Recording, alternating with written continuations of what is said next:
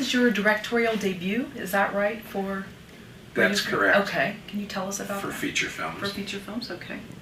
Well, something I've wanted to do for quite a while. I've been a producer and a screenwriter, and it seemed like the next logical step when I distributed a movie called Out of the Blue, which Dennis Hopper directed and starred in. Dennis and I got to know each other very well and traveled around the country, and he really encouraged me to direct, and I always felt that the thing that would be hardest for me was working with actors. And he taught me a lot about the actor's craft. He was very generous in that way. And then the opportunity arose to work in theater, which I had really had no experience with. I did a staged reading of a script of mine with Elizabeth's theater company, Classical Theater Lab, and we met, and I cast Elizabeth in one of the leads of the staged reading. And I was invited by the woman who was the head of the company at the time to join the company as a directing member, even though I'd never directed anything except the staged reading. And it was a really unique company that invites directors in to moderate actors doing classical work every week. So I got to see a lot of actors working with directors and a lot of directors working with actors, more importantly. And Elizabeth and I decided to join forces on other things, including a couple of plays that she produced and I directed for Classical Theater Lab that Elizabeth starred in. Oscar Wilde's Woman of No Importance, and a kind of film noir version I did of An Ideal Husband that got very well reviewed. And so that's how I got comfortable working with actors. That was kind of that transition for me. Mm-hmm. And if I can add, in Classical Theater Lab, I was the Tuesday night coordinator, the person who invited the moderators and directors to come in on Tuesdays. So I used my taste and who I wanted to learn from, and it was a theater company where we elect our leaders, and I kept getting reelected every year. So I brought in people that I want to work with and that John wanted to work with, and you had a real natural I think you have a real natural affinity with actors because you listen. I think that's the most important thing in acting and in directing, to listen to one another. You know, not just be heard, but to listen. And so I knew I wanted to direct. I didn't think Radio Free Albemuth was necessarily going to be the first film I directed. I actually planned it as the second film. But the first film was an adaptation of a Jim Thompson novel, guy who wrote The Grifters, and who wrote The Getaway, which I had produced as a film with Roger Donaldson and directing, and Alec Baldwin, Kim Basinger, and Philip Seymour Hoffman in the cast. And you know, the producing hat and the directing hat are very different. And I think that one of the things I learned as a director on this show was to really, and of course I was also the lead producer on it, so I had to really kind of separate those roles.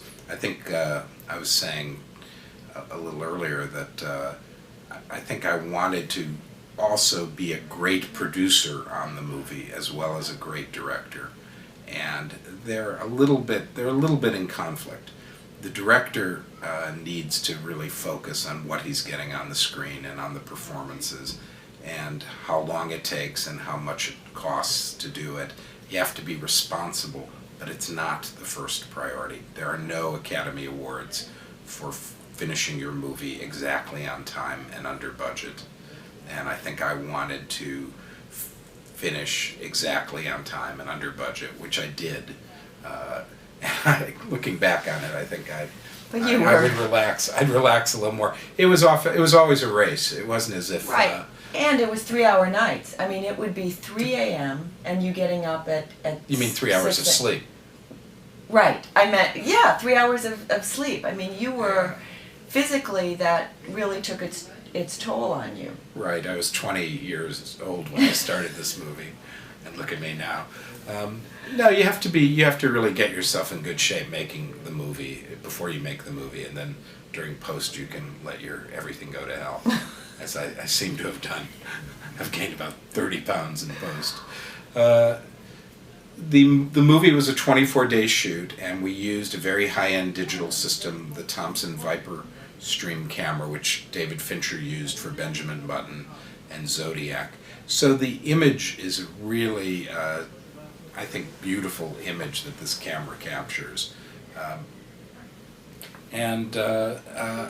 It was a real movie. It wasn't a guerrilla shoot. We really had a full complement of cast and crew. We had like 30 locations, which again, if you're making a low-budget indie, you don't want to have that many locations. And I think we had over 30 speaking parts in the movie, which again is challenging for making a movie at a really efficient budget. Right. As a first feature. But I'm very proud of the work that everyone did on the movie. People deferred salaries, and we really were able to get everything on the screen in terms of the modest budget that we had. Right. What our budget was all on screen. The producers, myself, all the others, all of our salaries are deferred. John, you took deferred salaries, and on this movie, nobody worked harder than John, and so we all took a cue from him. You can't. John never asked anybody to do anything or to work harder than he was doing, and that makes a difference. You want to. When you're the leader, you want to follow someone who's inspiring you and who's right next to you working. And that's my approach to producing too. You just get down there, you get your hands dirty, and you do the job. You don't gripe, you don't complain.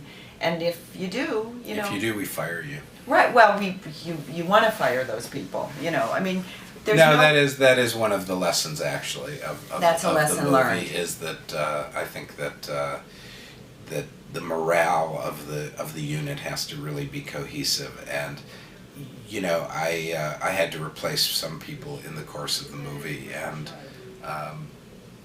one of the things I learned was that attitude is on an indie movie is really all important. And if you have anyone who feels like they're doing you a very big favor to be doing you the movie, that's not the right person to work on an indie movie. We were really lucky that the actors we cast were all actors who wanted to be in this movie, and even though they weren't getting big trailers and they weren't getting all the perks and their usual salary that they might get.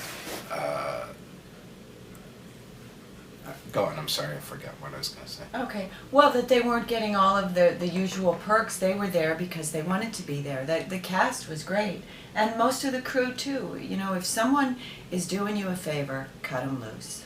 Cut them loose. Don't hesitate.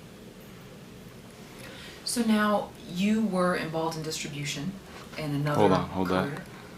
Hold that. Let me